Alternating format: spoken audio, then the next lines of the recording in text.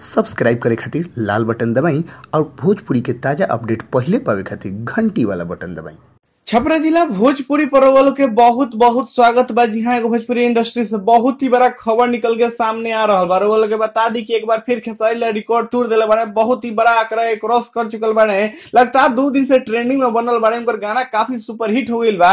ऐसे वो कौन गाना है, कैसा रिकॉर्ड तोड़ले बा, ये न्यूज में सब कुछ बताएं सन। तो ये न्यूज के साथ बन रही वीडियो के अंत ले देखिए, वीडियो के लाइक कोई ना भूलें। वो लोग के बता दी कि खेसारी लाल के बीते दिन वो गाना आई रहे टेम्पू से जाली, जो काफी अच्छा गाना बाटे। टेम्पू वाला मैटर लगातार चल रहा बा मार्केट में, लोग टेम्पू वाला मैटर बहुत ज्यादा सुन रहा बा। वही पर खेसारी लाल बहुत ही अच्छा गाना गइले, जो एल्बम के नाम रहे टेम्पू से जाली। ओकर गाना काफी सुपर हिट भइल। ओकरा बाद एगो स्टेज शो खेसारी लाल डाले खेसारी म्यूजिक वर्ल्ड पर, जो काफी चर्चा के विषय बनल, अभी ट्रेंडिंग में बनल बा। बहुत लोग ओकरा के देख लेले बा।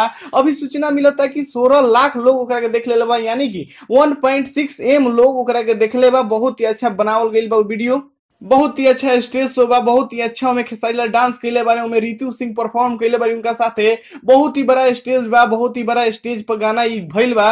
ये चलते बहुत ही सुर्खिया बेटोरलक ई गाना हो जाके लोग तो एंजॉय कइबे कैलक। ओकर बाद पूरा दुनिया देख रहल बा ई गाना के, ट्रेंडिंग में बनल बाटे। लगातार ट्रेंडिंग पर खेसारी लाल के गाना हिट हो रहल बा। तत्काल अभी तक के खबर ये सामने निकल के आ रहल बा कि खेसारी लाल के गाना काफी सुपर हिट हो गइल बा, ट्रेंडिंग में बनल बा। 16 लाख लोग देख लेले बा। अपने आप में एगो बहुत ही बड़ा बात बा, बहुत ही बड़ा आंकड़ा बा।